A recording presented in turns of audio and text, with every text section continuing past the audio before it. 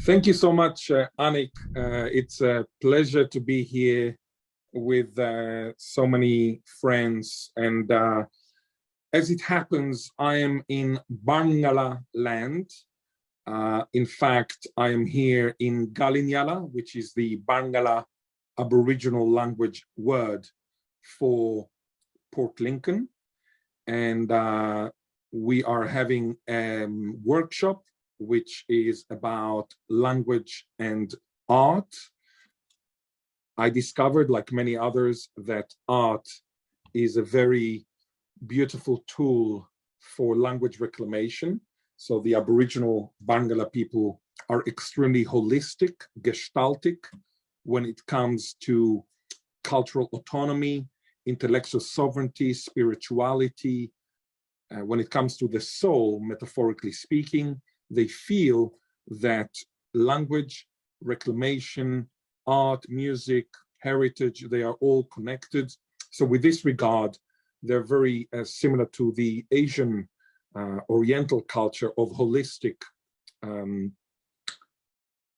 medicine, etc. I remember when I go to, in China, when I go to, because of a headache, to the doctor, he says, okay, let me touch your toes. I say, no, it's the head, it's not the toes. And so, no, it's okay. So this is kind of holistic way of looking at things. As it happens, Barngarla is pronounced with a retroflex of the N and a retroflex of the L, so Barngarla. With this regard, it's very similar to Bengali or Bangla, and it is of special mention to remember the 21st of February 1952 date, in which is what, 69 years ago, almost 70 years ago, when 5 Bengali speaking people were killed at the University of Dhaka because they insisted in speaking in their mother tongue, which is Bangla or Bengali, unrelated to the Barngarla Aboriginal language that I'm currently reclaiming.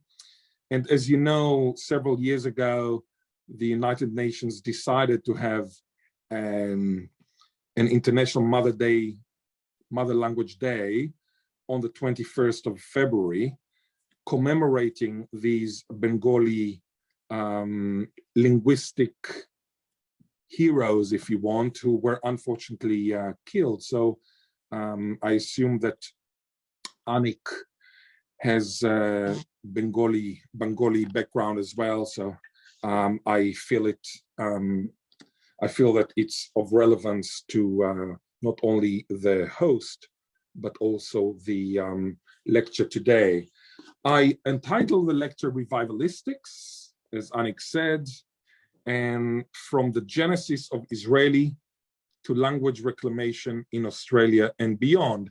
And this is, as it happens, the title of a book that I've just published with Oxford University Press.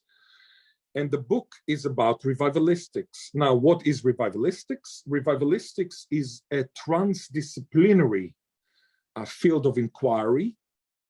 It's a global field of inquiry that looks at language revival from any angle. And it's very important to say, from any possible angle. It is not only linguistics. Revivalistics is far larger than linguistics. In fact, for any language revival to be successful, you must have 4 quadrants or 4 components. And one of them is linguistics out of the 4, but you have 3 other quadrants that are so important. The second component is pedagogy or education. So you need to know how to teach the heritage language to the Aboriginal or the minority people. The third quadrant, of course, are the custodians, the language owners. And it's very important to realize that, for example, in Australia, there is a clear distinction between language ownership and language usership. Some people who own a language do not even know one word in the language other than its name, but still they're the language owners. And without the language owners, there is no revival. Revival is not a laboratorial enterprise. Revival is something that you must do with community. The fourth quadrant is the public sphere.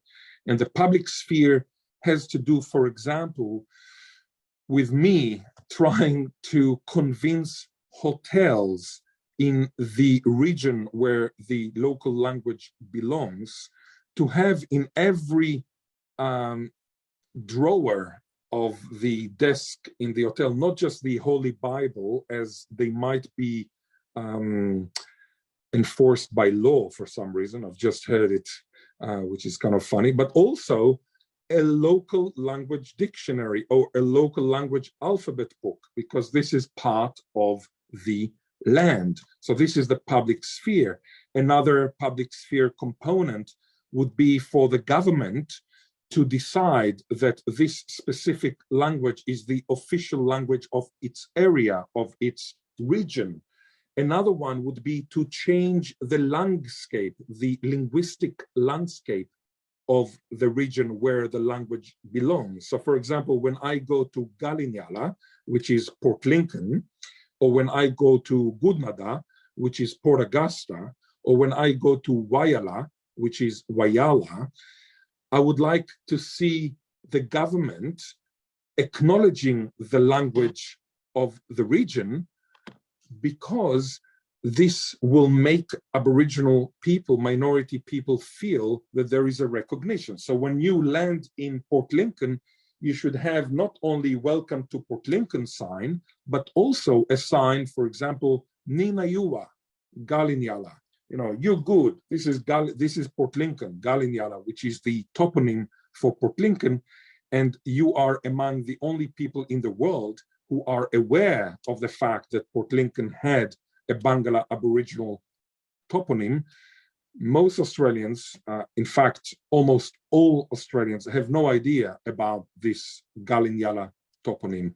So as you can see, revivalistics must be multi or transdisciplinary. We need an architect, for example, to decide whether the reclamation of the language should take place in a colonial building, which is the normal thing. And this is because maybe the Aboriginal people will feel that the government, the colonial government, suddenly recognizes them. So actually they want this kind of Western building, or an architect should identify whether it's better to conduct the reclamation of the language in an Aboriginal setting, for example, in the bush, without technological instruments, without books, but rather to go to the bush and to learn words, to learn grammatical structures according to what we see in the bush, in the outback. So the or an architect who is into revivalistics might be able to say, you know what we need is a Western building where we conduct the reclamation of the language with a PowerPoint, with a projector, with computers, etc. However, this building must include many Aboriginal components. For example, the colors should be Aboriginal. For example, there should be a lot of design, which is traditionally Aboriginal. In the case of Australia, there might be some pointing or dotting, you know, the Aboriginal art, etc. So these are architecture discussions which are beyond linguistics. So again, when I define revivalistics, I must put it within the context of linguistics as much larger, or if you want, it's kind of a Venn diagram in which linguistics is here and revivalistics is here, and then you have a little bit of an intersection. I'm happy to report, apropos Venn diagrams, that I have discovered my ikigai As you know, ikigai in Japanese is the intersection of 4 circles. The 4 circles are what you are good at, what you love, what the world needs, and what you are paid for. Very few people reach their ikigai. For example, if you're an accountant, it's very likely that you are good at it, you're paid for it, the world needs it, unfortunately, maybe, but do you love it? I doubt that most accountants love their job. If you're a guitarist, you are good at it, you love it, the world needs it, absolutely. Are you paid for it? I doubt that most guitarists are paid for their work. So you can see that to find your ikigai is very hard. Many people just end up with an ikigai as opposed to ikigai. So in Japanese, the ikigai is this raison d'être. When I say I found my ikigai, what I'm trying to say is that when I arrived in Australia in 2004, I asked myself, I was very grateful to the Australian society that was very generous with me. I asked myself, how can I contribute to Australian society? In order to contribute to the society, you needed to identify the society's weak links or in the chain of problems. And the biggest problem of Australia, and I still think so, is of course the bureaucracy. Some countries are democracies. There are some countries that are aristocracies. Israel, where I was born, is an ad hoc-racy. Everything is ad hoc. Australia, modern Australia, ab initio, is a bureaucracy. It's not a democracy. So the settlers arrived here with governors. The convicts arrived here with jail administrators. The Aboriginal people from the very beginning had protectors who were administrators. So Australia is a professionalized bureaucracy. And if it were the topic of my lecture, I could have talked about it at length, but it's not the topic of my lecture, bureaucracy. But I will just give you one little example of an Aboriginal woman who went to the Northern Territory Parliament and spoke in Warlpiri. Warlpiri is one of the 12 languages, Aboriginal languages, that are alive and kicking in Australia out of 400 Aboriginal languages that were here pre-colonization. So it's 3%. 97% of languages were killed, unfortunately. So this woman, Bess Price, she spoke in Warlpiri in the parliament, but then she was told, well, you are not allowed to speak because you didn't tell us in advance, you didn't fill the forms, everything is bureaucratic here. And also, we do not acknowledge the Warlpiri language as an official language of Australia. And this brings me to the other problem that I discovered in 2004.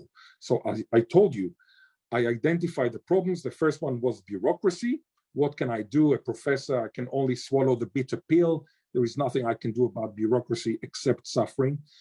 The other problem, which is exemplified in this very story, is the Aboriginal plight, the Aboriginal history, the fact that Aboriginal people who had been here for 50,000 years, at least, where their land was taken, their languages were killed, etc., etc. So I said to myself, okay, how can I contribute to this second problem of the most generous society that is hosting a migrant like me? This was in 2004. I was in Melbourne at the time, and I said, well, I'm not a psychologist. Had I been a psychologist, I would have done pro bono anti-smoking therapies. Most Aboriginal friends of mine smoke. By the way, most non-Aboriginal friends of mine in Australia do not smoke. Had I been a dentist, I would have given kind of pro bono dental treatment to Aboriginal people. Many Aboriginal friends of mine have no teeth, or they lack teeth, they need teeth, and it's very expensive, as you know. What was I in 2004? I was an expert of the Hebrew revival. And as Anik generously said, I published a book that became a bestseller called Israelit Safa Yafa, or Israeli, a Beautiful Language, in which I argued about the differences between Israeli, a revival language, and Hebrew, the ancient language of Isaiah. I argued that Israeli should be part of the family of revival languages rather than the family of Semitic languages. And the reason is that when you revive a language, you cross-fertilize ipso facto with your mother tongues. You cannot revive a language which is a sleeping beauty or a dreaming beauty in the case of Australia without cross-fertilization with your mother tongues, with the revivalists' mother tongues. And therefore, Israeli is not Hebrew only, but it's also Yiddish. It's Hebrew and Yiddish. Yiddish was the mother tongue of most revivalists in Israel, in Palestine at the fin de siècle, at the end of the 19th century, beginning of the 20th. So coming back to 2004, I asked myself, what can I do in order to help? I found a niche, and the niche was very unique. It was applying lessons from the Hebrew revival to the reclamation of Aboriginal languages and cultures. And this is exactly what I have. Somebody asked me, or asked somebody if I hope you can all hear me. Now, then I said to myself, okay, how am I going to do it? I decided to do it in three ways: in the macro, in the micro, and in the mucro. In the macro, this was exactly revivalistics, and I've just explained what revivalistics is about. I would just say that the revival is on a climb, and the climb has to do with 3 points. The most severe revival, or the most severe case of revival, is what I call reclamation. Reclamation is when you have no native speakers. The language is a sleeping beauty, or as I said earlier, a dreaming beauty. Dreaming because of Jukurpa. Jukurpa is dream time or dreaming. This is an Aboriginal word, of course, mistranslation, dream time, but what can we do? This is the mistranslation, and this is how Aboriginal people are known as dreamers, having dream time, which is a spiritual thing. Mistranslation sometimes results in people looking at things like that. For example, many Christians believe that Mary was a virgin because the misunderstanding of Parthenos. Parthenos in Greek, of course, was the translation of Alma. Alma means a young woman, but as it happens, Alma, so it means young woman, but Parthenos means also a virgin. So it means a young woman and a virgin. So it's kind of an opposite to calque or long translation. The result is that you have many people who believe that Mary was a virgin. This is a linguistic misunderstanding. The same with dream time, but it doesn't matter because we look at Aboriginal people as having dream time. I call this dreaming beauties, sleeping beauties and dreaming beauties. So if I come back to the climb, to the continuum, you have reclamation of a sleeping beauty. Then you have revitalization of languages that have some speakers, but unfortunately, no children speak the language. So, for example, Adnyamathanha is an Aboriginal language like that. I have my friend Robert Wilton, who speaks Adnyamathanha natively, but none of his children speak Adnyamathanha natively, unfortunately. So Adnyamathanha is about to fall asleep. Of course, this is revitalization, not reclamation, because we can use the master-apprentice technique. We can match Robert Wilton, who is a native speaker, with a young person, a child, and Robert Wilton, will be their mentor. So this is the master-apprentice technique, which is, of course, impossible in the case of reclamation. Now, on the other side of the climb, You have reinvigoration, and this is in the case of Welsh, Irish, where you have hundreds of thousands of speakers, but still it's an endangered language, because for endangerment, you only need to check whether 100% of the group speak the language. Of course, not 100% of Welsh people speak Welsh, not 100% of Irish kids, not people, kids speak their language, and therefore it's an endangered language. In the case of Maori, Te Reo Māori, the language Maori, which is not far in Aotearoa, the land of the long white cloud, that is New Zealand, also known by my Maori friends as the land of the wrong white crowd, instead of long white cloud, wrong white crowd. Maori is actually also, well, severely endangered, I would argue, and therefore it requires revitalization. So it's kind of in the middle, because most Maori, of course, do not speak Maori. Only a very small percent speak Maori. It's very unfortunate, despite the public sphere, despite the fact that in New Zealand you have two languages that are spoken as official languages. Well, actually not spoken, but there are two official languages. One is Te Reo Māori, the other one is the New Zealand Sign Language. The English language is not de jure, it's de facto. And I love the New Zealand way, in which you do not define English as the official language, because it is de facto anyway. So why should English be the official language? So it's only Te Reo Māori, the language Maori with a long A. And of course, you also have the New Zealand Sign Language. Now, that was the macro. In the micro, I've decided to find a specific group of people, or a specific Aboriginal tribe, whose language was killed. This is called linguicide, language killing, and who desires to reclaim their sleeping beauty. As I said earlier, I do not believe in laboratorial revival. I believe only in revival of languages together with the communities who own the languages. So I would not reclaim, I don't know, Latin. Well, Latin survives beneath Italian, of course, and other Latin languages.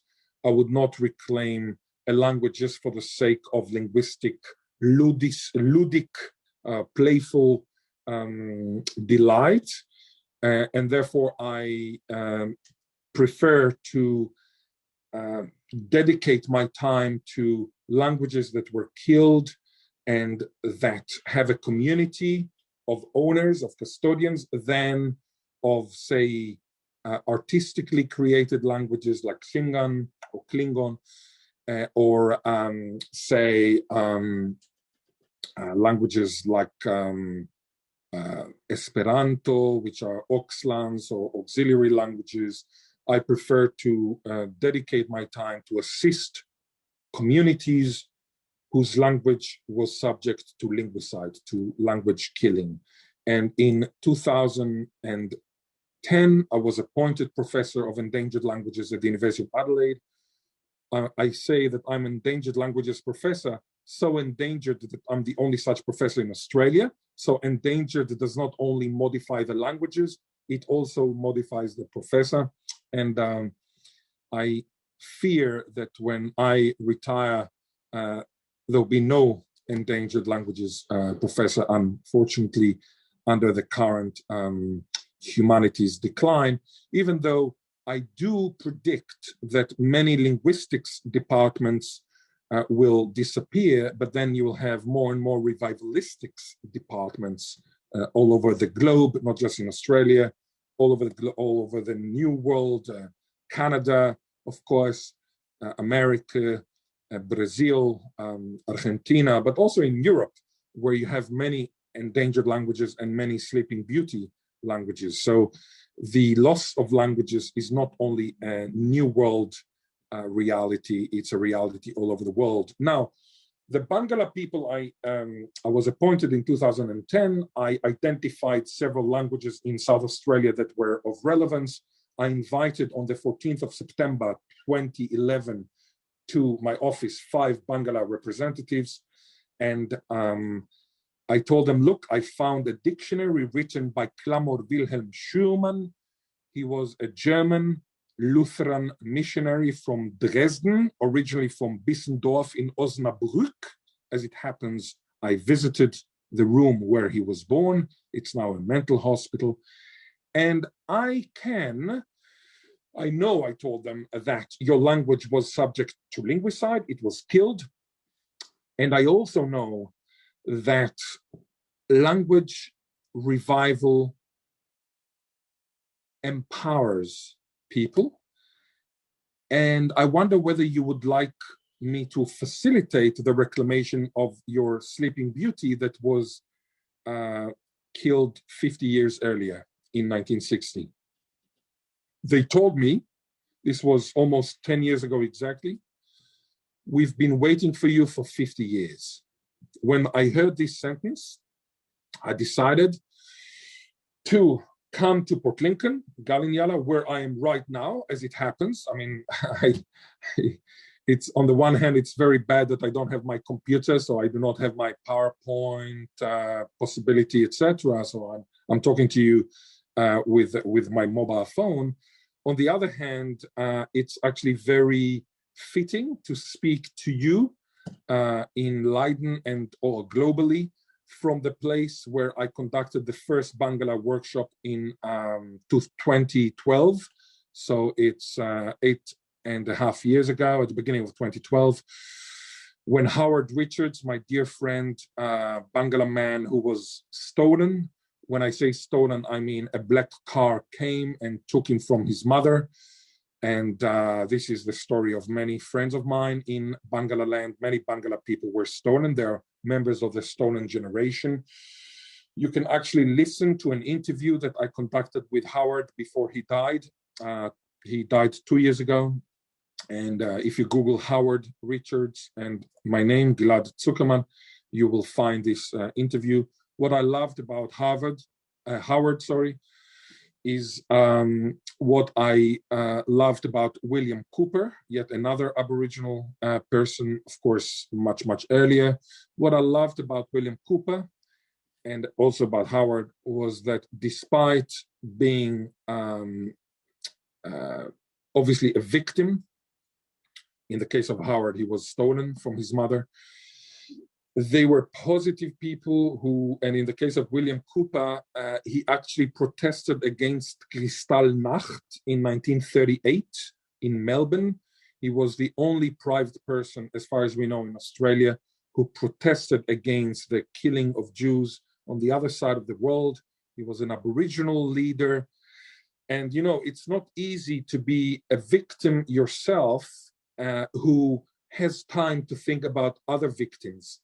As a generalization, victims often think only about their own victimhood, and they become negative and post-traumatic, etc. It is of special admiration to find people like William Cooper and Howard Richards, who, despite being victims, obviously they were victims, they are positive and they have a positive way of looking at the world, etc. So this is why I connected very much with Howard. I come from a family, unfortunately, that was subject to the Holocaust. So, and still, you know, I see my family as a very positive family and not kind of victimy, if you can say that.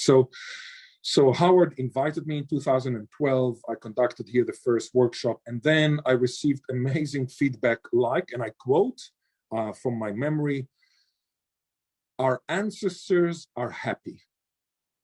That was a comment on Facebook by Evelyn. And another quote, "It's liberating. It gives me a purpose in life." This is an unsolicited email that I received from Jenna. So these comments made me realize that the micro decision was an important, perspicacious decision. It's not only the macro Of course, the macro is important because I want to reach people all over the globe. And I think that academia should not be an ivory tower eviscerated of any dirtying your hands. So I strongly believe that we should not allow universities to be ivory towers. But so it's important to do the macro, but the micro is so important because it gives you so many insights that you never thought about it before. And it gives you an understanding of people that you would have never thought of understanding otherwise. Now, before I continue with revivalistics, I would just like to say that the third component that I decided then, and you can see that I'm talking, I decided to design this talk as kind of autobiographical. In 2004, I told you I decided to help Australia because I was very grateful. I then decided that the Aboriginal problem was the problem where I should dedicate my time to, and then I decided to create a new niche, which is applying lessons from the Hebrew revival to the reclamation of Aboriginal languages and cultures. And then I decided to establish three things: macro, micro, and mucro. Now, I said the macro, revivalistics. I said the micro, Barngarla. What about the mucro? The mucro is the MOOC, Massive Open Online Course. As Anik mentioned earlier, there is a MOOC that you can take for free, and it is called Language Revival, Securing the Future of Endangered Languages. This MOOC is very important because it has reached 190 different countries. I've had students from Afghanistan, students from Iraq, Yazidis who were raped and linguicided, who would like to revitalize the language, etc., etc. So the MOOC is very important. So I told you how I ended up finding my ikigai. Again, the Japanese word for what you love, what you're good at, what the world needs, and what you're paid for. I mean, you're not going to be rich, of course, but you're not going to die of hunger either. Now, I would like to tell you why I believe that language revival is so important. And I will speak for, let me check the time, 5:15, my time, which is Australian time. Yeah, that's good. And just see this one. Put my, yeah. So 5:15. I'm going to speak for 10 more minutes, and then we are going to open the floor for questions. I would like to hear your own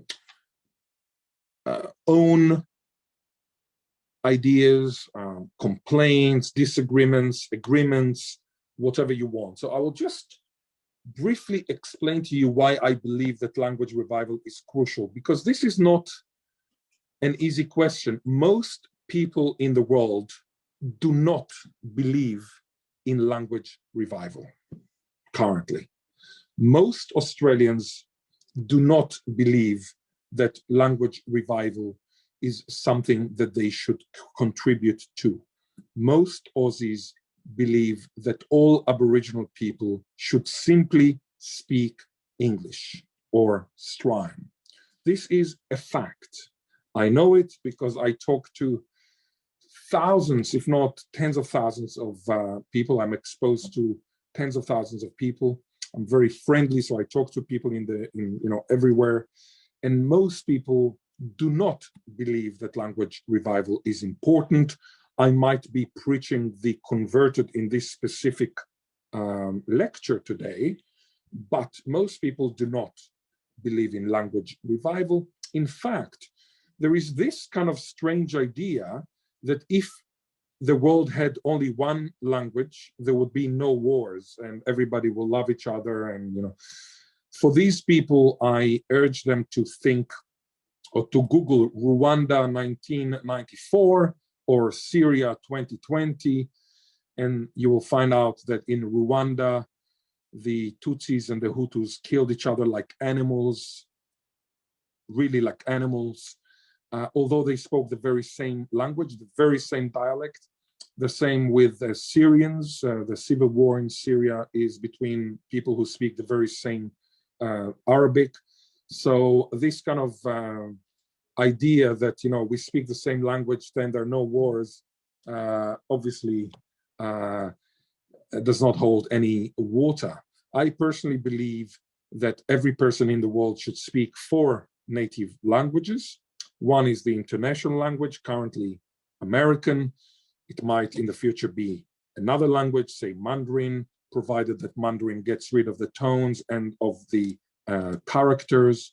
It is a possibility, of course. And the other language that everybody should speak is the national language. So, for example, if you live in Italy, you should speak Italian. The third language that every person should speak is his or her heritage language. So if you are, say, Albanian living in Italy, you should speak Albanian or a form of Albanian.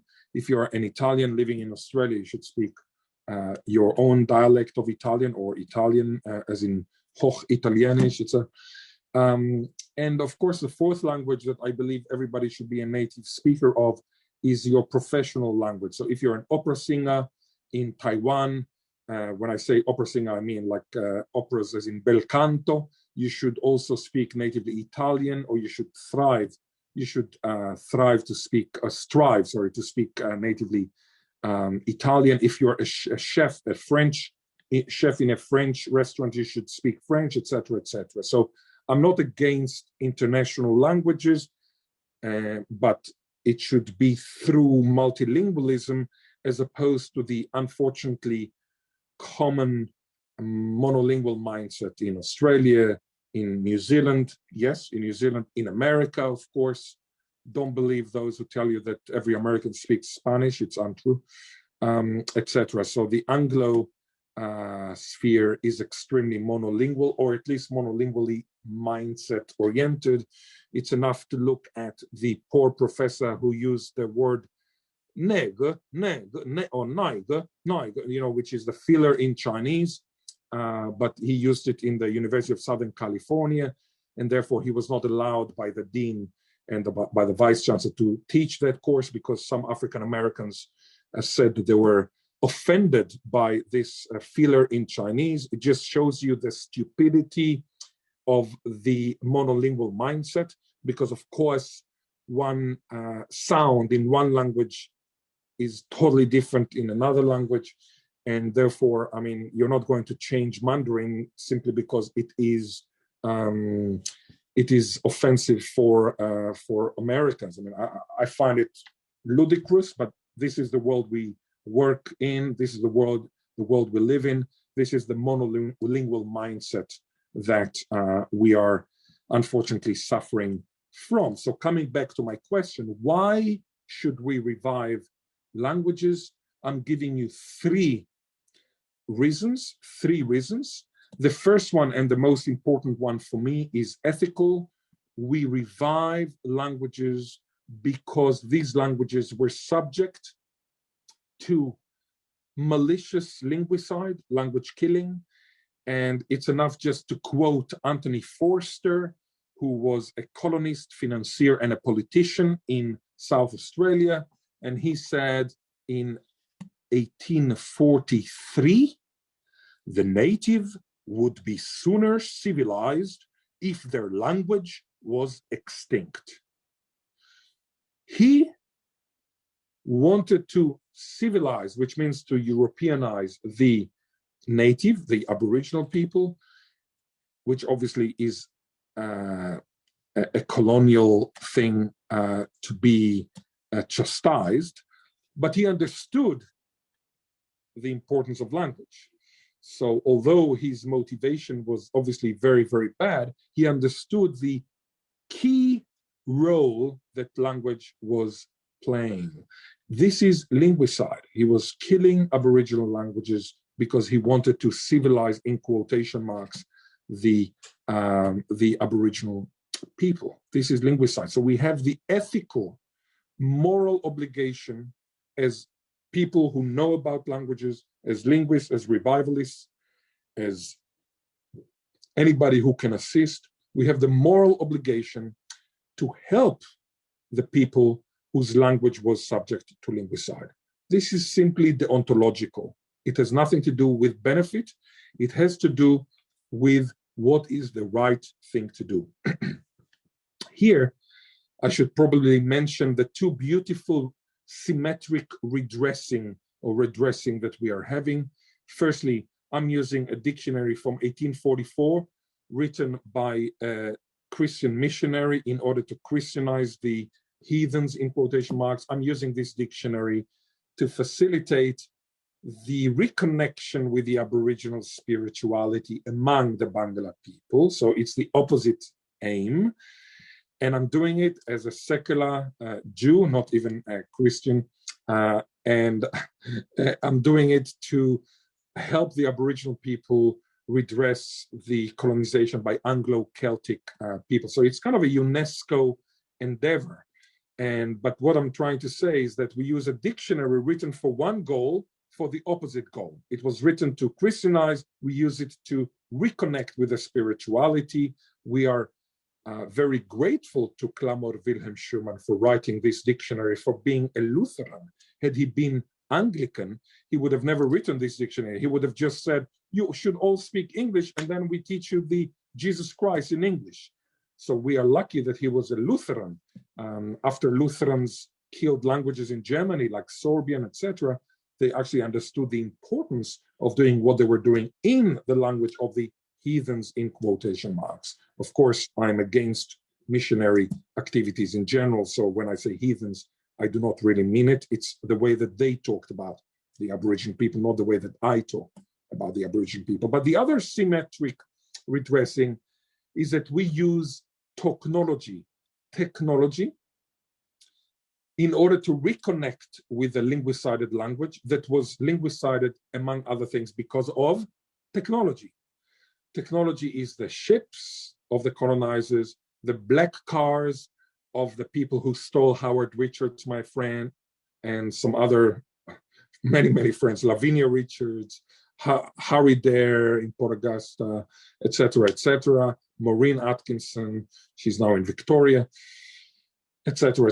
All these people were stolen. The black cars that the governmental officials came with, this is technology. Of course, weapons were the technology of the colonizers. The weapons destroyed these languages. Now we use this technology, or technology, so technology and of language, of talk, of speech. You can Google the app, Barngarla app.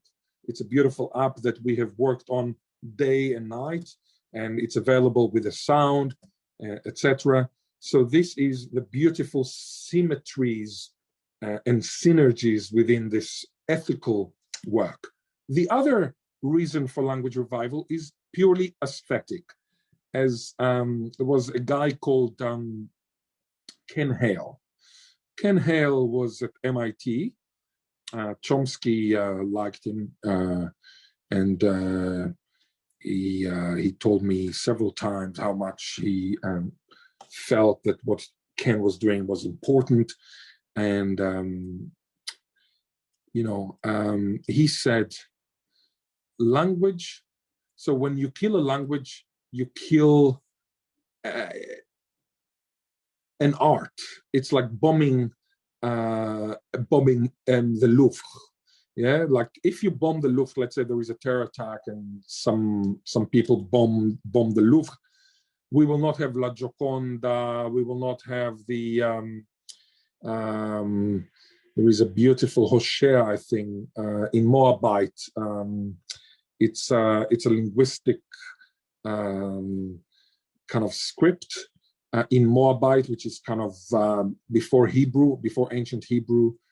I can understand it from my knowledge of Hebrew as the ancient Hebrew. We will not have many other beautiful artistic things. However, we will continue to survive. I mean, there is no doubt that it's not that we will not be able to live, but still, at least aesthetically, there is a huge loss. The same with the language. Languages are so beautiful. You have a word like Mamitlapinatapai in Yagan, in Tierra del Fuego. It's one word. I can analyze it morphemically, morphologically, and it says something that I remember having this feeling when I was 15 or 16, but I did not have a word for it. And now that, you know, you have Yagan, I finally know how to say it. You know, it means to look one at the other, hoping that the other side will initiate something that both sides really want to say, but so far nobody has had the guts to initiate it. You know, this concept is beautiful, and it has a word in Yagan, in Tierra del Fuego. There is no word in English for that. You need like 26 words. On the other hand, you have a word like Nahur in ancient Persian, which is a camel that will not give milk until her nostrils have been tickled. You see, I would have never thought about it. Our imagination as Homo sapiens sapiens Israelicus vulgaris is extremely limited. It is enough just to watch Hollywood films with aliens to see how limited we are, because most aliens look like ugly human beings with 2 eyes, 1 nose, 1 mouth, as if it is possible that after 3 billion years, 3.5 billion years of DNA evolution, we will see an alien that looks like us. I mean, it's ludicrous, it's ridiculous, but this is how Hollywood films mostly, not all, mostly depict an alien. It just shows you how limited we are. Unfortunately, when we lose a language, we lose many, many concepts that we would have otherwise never dreamt about and never imagined. So this is an aesthetic reason to revive languages. There is a third reason, and with this I would probably finish, and this is the utilitarian reason. I mentioned the ethical, deontological reason. I mentioned the aesthetics reason. So the ethical has to do with what is right. The aesthetic has to do with what is beautiful. And the utilitarian reason, which is the third and last reason, has to do with what is beneficial, what is financially viable, what is good for society. And here, there are 2 things that I would mention. The first one is simple mental health. There was a famous article by Chandler, Lalonde, and Hallett, Lalonde, and Chandler, or Hallett, Chandler, and Lalonde in 2007 in British Columbia, Canada, where they have Aboriginal languages too. And they found out that there was a correlation between language loss and youth suicide. I would like to argue that just as they found that there is a correlation between loss and suicide, there is also a correlation between language gain and diminishing of suicidal ideation. In other words, there is a correlation between language revival and empowered mental health, empowered well-being. This is a utilitarian benefit. I tell the government, you give me $1 million, I save you $5 million. How? Very simple. Through language revival, I make sure that fewer people will end up incarcerated, fewer people will end up in mental hospital, more people will have work that gives them dignity and respect in their lives, more people would feel happy about themselves and about the other. Therefore, more people will eat better. They will not be depressed. You know, depressed people, they often eat a lot of kind of what we call McDonald's and Coke, and then they become fat, they have a lot of sugar, and then they have diabetes. So I actually argue that language reclamation has the potential of reducing the number of diabetes cases in Australia. Now, if you're a Western doctor, you would say, are you nuts? Are you crazy? The diabetes is very simple. You just check the sugar levels in your blood. I tell them, I'm a Zuckermann. Zuckermann means sugar daddy. No, sugar man. I know about sugar. And of course, in the Western medicine, we reduct everything to sugar levels, to kind of, very reductive test, shibboleth, which is test.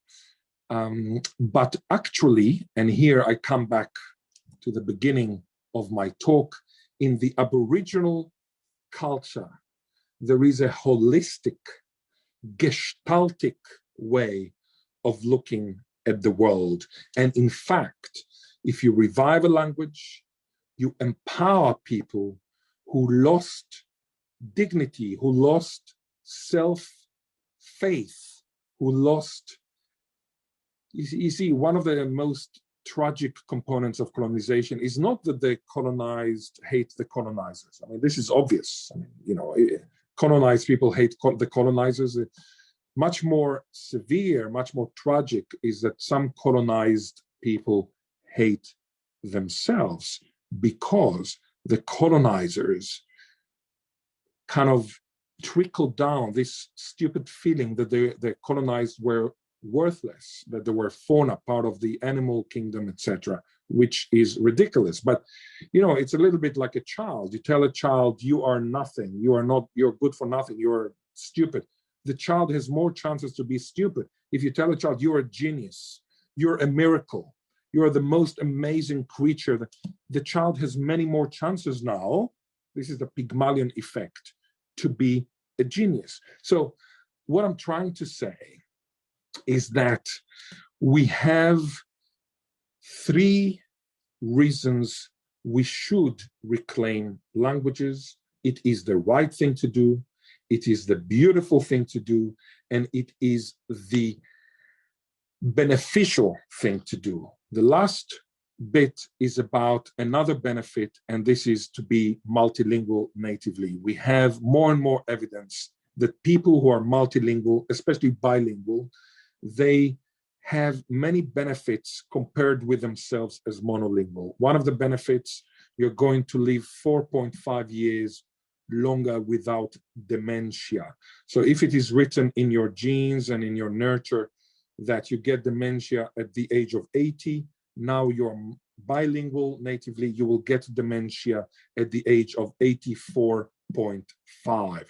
You'll have 4.5 years longer. You can talk about it with my friend Thomas or Tomek Bonk, or Bak, B-A-K, Bonk, Tomek Bonk, known as Thomas Bak, and he's an expert of neurology and multilingualism. Another reason is that multilingual or bilingual people, and I'm talking native bilinguals, and eventually if you reclaim a language and if you want, you can have your grandchildren speaking the language natively along with the national language, so you can have native bilinguals. You are more clever than yourself as a monolingual. So this is another beneficial component for language revival. I would like to end my talk with a roadside dictum in Victoria that I found. It says, stop, revive, survive. You know, it means like stop the car, revive yourself, eat something, and then you will survive. But of course, I analyze it as stop, you know, revive the language that is either about to fall asleep or is already a sleeping beauty, a dreaming beauty, and only then you will survive. Otherwise, you will just assimilate with the mainstream, which is a pity, because we want the world to be diverse. We want this beautiful world. Now, so if your language is about to fall asleep, do not allow it to fall asleep, because it's very hard to revive a language. If you revive your language, stop, revive, survive. If your language fell asleep, stop, revive, survive. If you revive a language, embrace the hybridity of the emerging language, because as I said earlier, you cannot avoid cross-fertilization with a revivalist's mother tongues. It's impossible. This is why Israeli is Hebrew and Yiddish. This is why Neo-Bangla is Bangla and English and Israeli, because the revivalist is from Israel, etc., etc. And if your language is safe, say you are Spanish speaker, say you are American, say you are Mandarin, why don't you think of finding a specific community and of assisting this community that lost their language and teach them, because most of them, unfortunately, are not linguists, they're not academics. why don't you think about helping these people with language reclamation? I know personally of hundreds of communities that are really in need to revive the language. I wish I had the time and the resources to do it myself, but I don't. I think every language should have one person who will be their facilitator. Thank you so much. Thank you, Anik. Thank you, Gilad.